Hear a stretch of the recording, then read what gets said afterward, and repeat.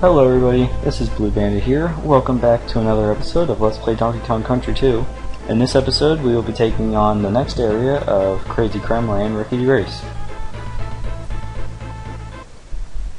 So as you can see, if we go over here, that this is another minecart level. The second minecart level in the game, and actually the last one.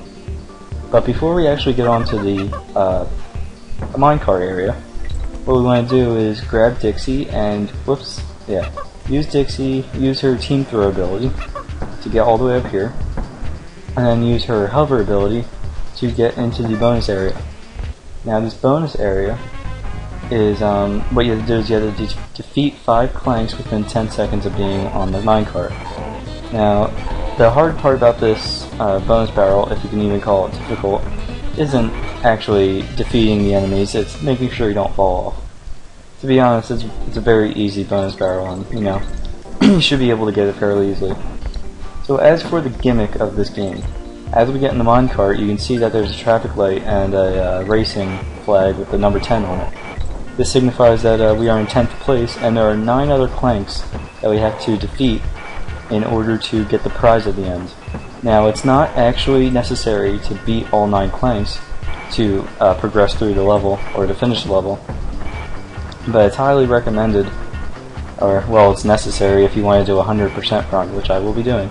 So, at this prize, you can kind of guess at what it would be. It is a DK coin. So, this is definitely very difficult. They don't give you much time to waste. You know, you gotta make the most. Can't make any mistakes, really. You're doing pretty well, I think. Right there, I almost die like every time I get that guy, but I got pretty lucky here. As for the enemies, the Klanks are the only enemies that appear in this level. There are 9 of them, and some of them are differently colored. There's yellow, I think light green, dark green, red, and then blue, if I didn't say blue. Yeah, those are the colors, and it actually doesn't affect anything, how fast they are, anything.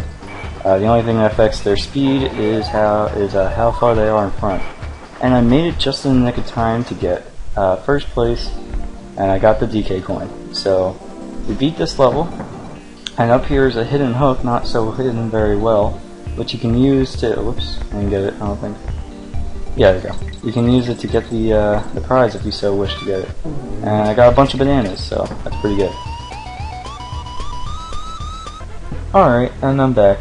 And now we're going to take on the next area of Crazy Kremland, which will be Motherhole Marsh. Just an interesting little thing, this is actually the last swamp area of the game. So, wave goodbye to swamp levels. You know, kinda sad to see them go, huh? All in all, I really do like the swamp levels, though. I think they're pretty cool. I like how they tend to be like very jump on a lot of things.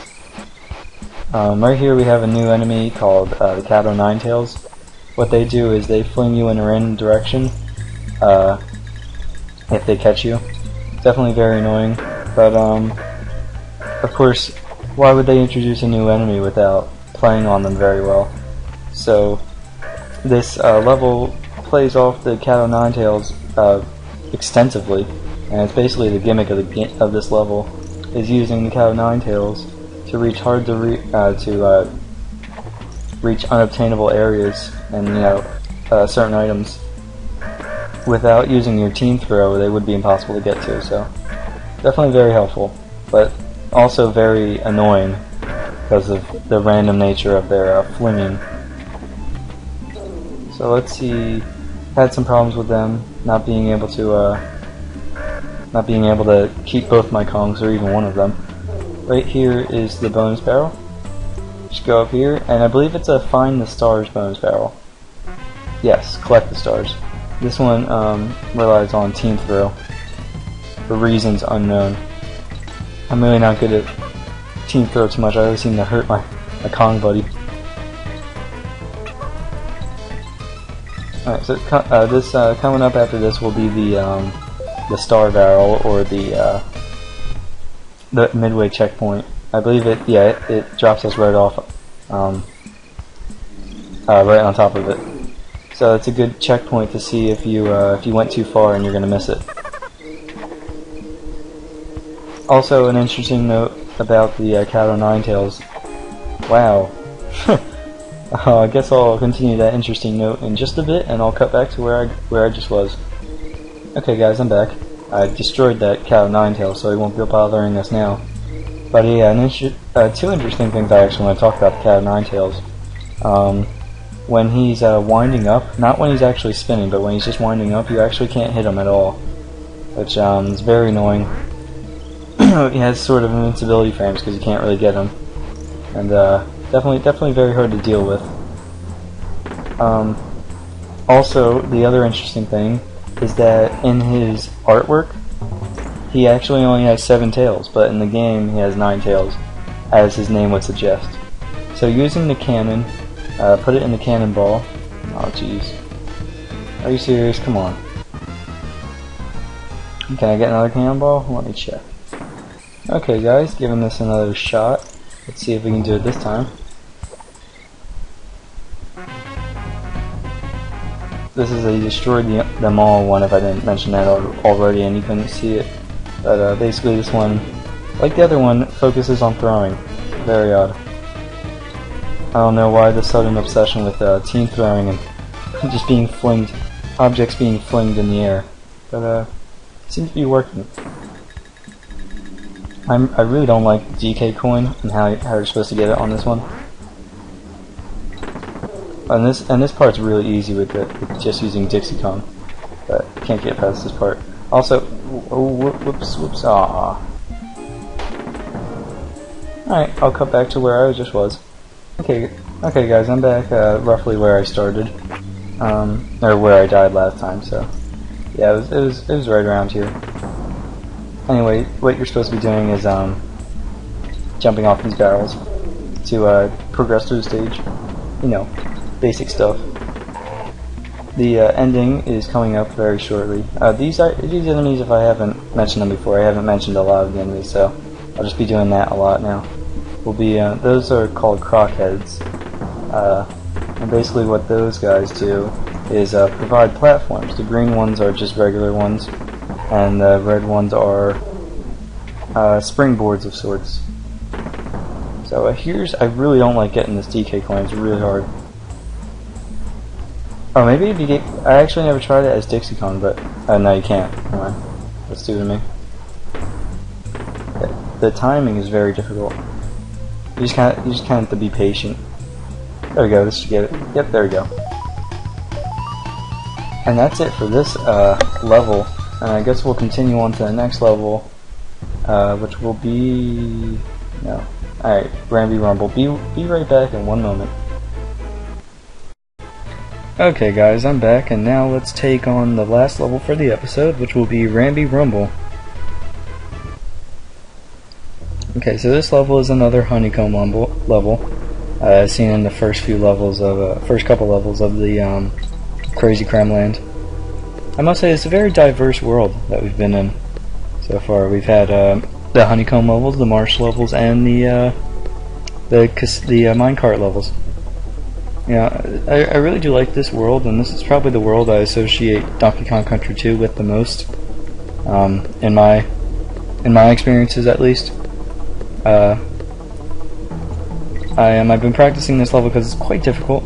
The bonus barrels, or the bonus areas are never too difficult, but actually just getting a feel for using the honey walls, it's a bit.